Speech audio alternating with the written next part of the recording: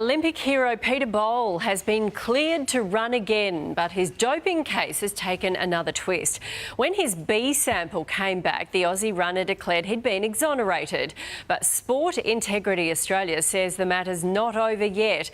In a statement, the agency said that the result of the Part B analysis was an atypical finding and not the same as a negative result, adding that the investigation remains ongoing. Joining me now is Peter Bol's lawyer, Greene. Good morning. First of all, how is Peter feeling right now?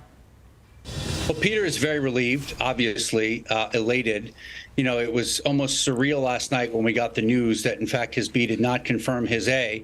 And just to respond to that letter, there is no difference between an atypical finding and a negative finding from an evidentiary perspective. Neither one provides any evidence that Peter did anything wrong.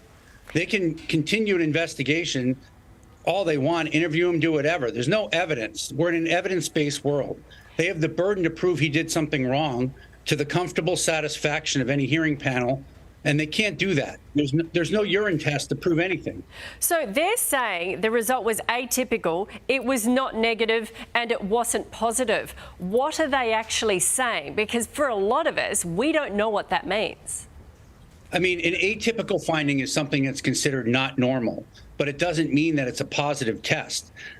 We don't know what it means because we still haven't been provided any laboratory documentation. We still haven't been given the opportunity to even analyze the documents that they say led to the A sample positive. I mean, so there's no way to know what it means until they provide that evidence and we can have an expert look at it. But it doesn't mean that he had recombinant EPO in his system.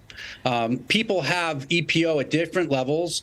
It's a very difficult subjective test to analyze, and it's possible. And in fact, I know Pete did not take recombinant EPO. It's possible they even overloaded the test when they did it. This sometimes happens, and it's just a complete false reading. So they still haven't given us any information, and I wish they did because it would be a lot easier to try to figure out what happened. OK, you and Peter are furious. You want a government investigation. You're thinking of taking legal action because this is his reputation. What is your next step? We haven't really discussed any of that, honestly. I mean, we haven't made a decision that he's going to do anything or take any action against anyone.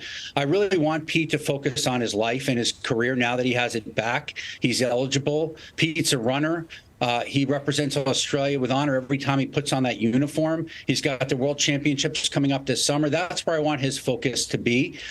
And he assures me that that's where he's going to return his focus. I mean, I don't want him focused on being a plaintiff and suing people. That is not fun. That is not. He wants to get back to his normal life. Yeah. OK. Well, we wish him well. Thank you very much for explaining it, Greene.